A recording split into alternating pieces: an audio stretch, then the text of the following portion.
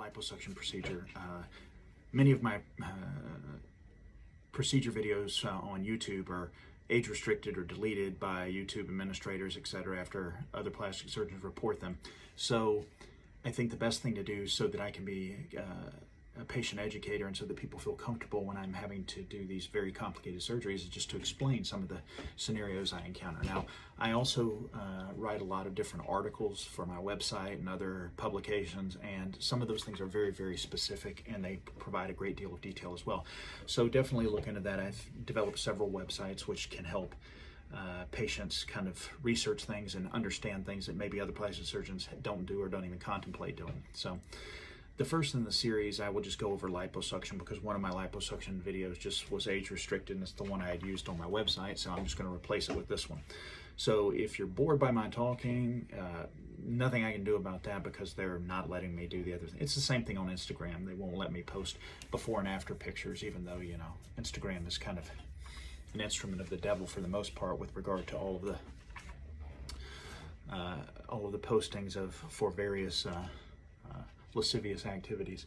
But nonetheless, when you're considering liposuction, I think that, you know, there are a lot of things that people want to consider, and I think that it probably makes more sense rather than give you this kind of bookish kind of explanation for everything if I just tell you, you know, give you some certain case scenarios. I think that sometimes illustrates things the best. So for instance, most of what I do is liposuction revision. In other words, what that means is a primary liposuction, the person never had surgery before. So in a liposuction revision, what you're doing is you're going back in there in scar tissue in kind of a difficult environment, okay, a non-favorable environment, and you're trying to undo some of the damage that was done before and improve a result. Now, how do you improve a result? Sometimes it's that the result, very little was done, so it's too conservative. There's a lot of fat left behind. That's very common. Another very common thing is to have a very irregular liposuction result, and that's most common on the abdomen, although I see it on the arms and every other place you can imagine. Arms, calves, doesn't matter, thighs, all the time. So you're revising all of these areas of the body, and there are certain principles of liposuction and liposuction revision which are important.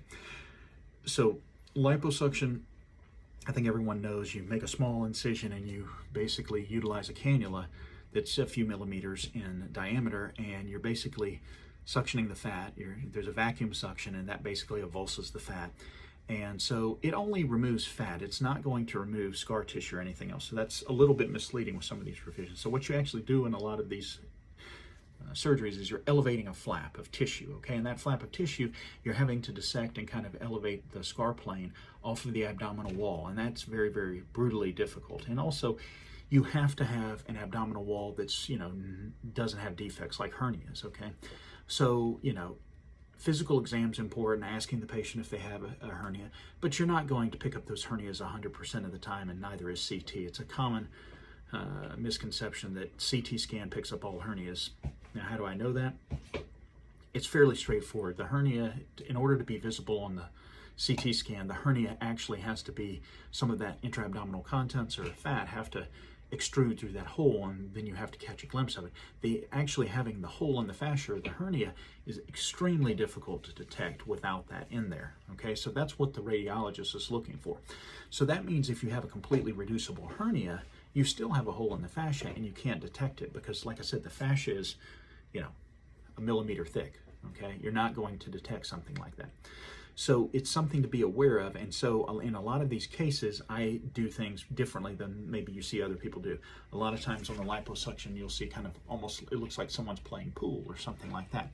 What I will frequently do is choke up on the cannula with the one hand, okay? And so that the cannula portion that I'm using is just a few inches long, okay?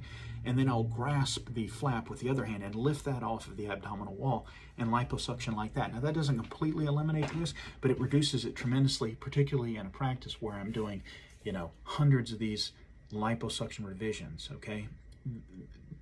Do not get it misunderstood. These things are very, very different than primary liposuction. Primary liposuction is kind of a walk in the park. Doesn't mean you can't mess up those surgeries, but it does mean that the complication and the risk for liposuction revision is much greater. Okay, it's very important to understand that. And I always tell patients that, okay, risk of puncture, risk of fluid collection, risk of further scar issues, all of those things are, and it doesn't matter how skilled you are going to encounter those problems either due to a patient anomaly or poor patient healing, poor patient genetic, paradigm. It's going to happen. And so you utilize things to minimize the risk to the extent possible and to maximize the benefit. And so that's what I'm doing when I'm doing these revisions.